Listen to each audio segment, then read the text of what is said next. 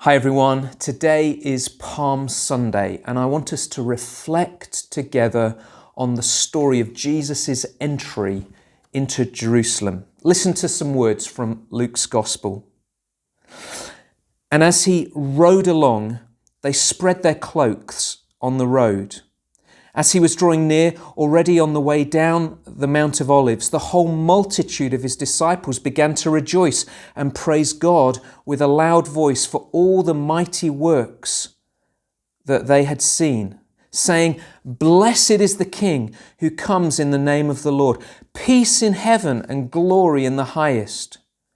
And some of the Pharisees in the crowd said to him, "Teacher, rebuke your disciples." He answered, "I tell you, if these were silent, the very stones would cry out."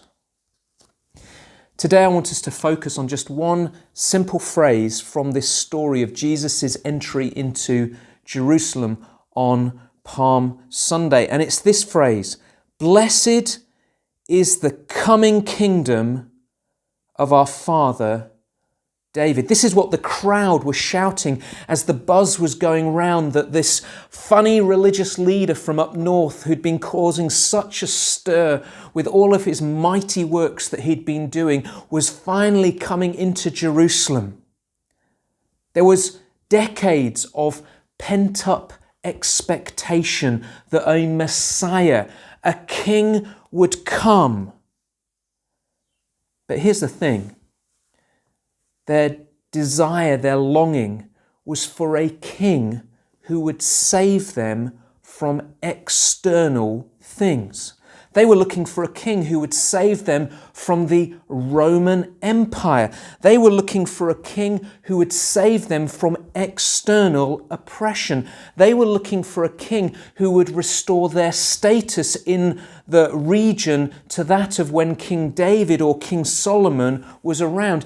Their longing for a king was for a king who would solve problems out there. In many ways, we could describe their aspiration for a king a little bit like the genie in the story of Aladdin. He had power, but he was there at the beck and call of the owner of the lantern.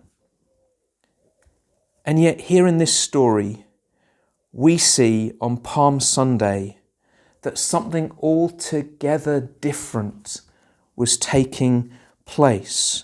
You see, this new kingdom that was coming, this new kingdom that was being inaugurated as Jesus was entering into Jerusalem, was not an external military force that was coming into Jerusalem. No, this kingdom that was coming was going to be seen in the willing and joyful surrender of its subjects to the will of this new king. That's why Jesus' teaching on prayer is so profound for you and I. When Jesus was teaching his disciples how to pray, he said, when you pray, say this: "Your kingdom come on earth as it is in heaven." Jesus is teaching us that being part of this new kingdom is about the surrendering of our will to the will of heaven.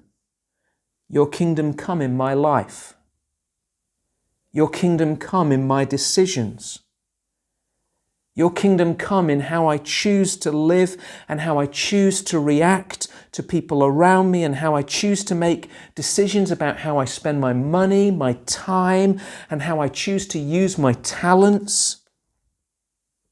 Your kingdom come is seen in the willing surrender of you and I if we choose to call Jesus our King. So, friends, I want to ask you on this Palm Sunday, what does willing and joyful surrender look like? I think it looks like having no hidden rooms in our lives. I think it looks like having no off-limits, no sacred cows, and every nook and cranny of our life coming under the lordship of Jesus. And so I want to invite you on this Palm Sunday to welcome Jesus into your life afresh as the King, and to willingly and joyfully surrender every area of your life to His rule.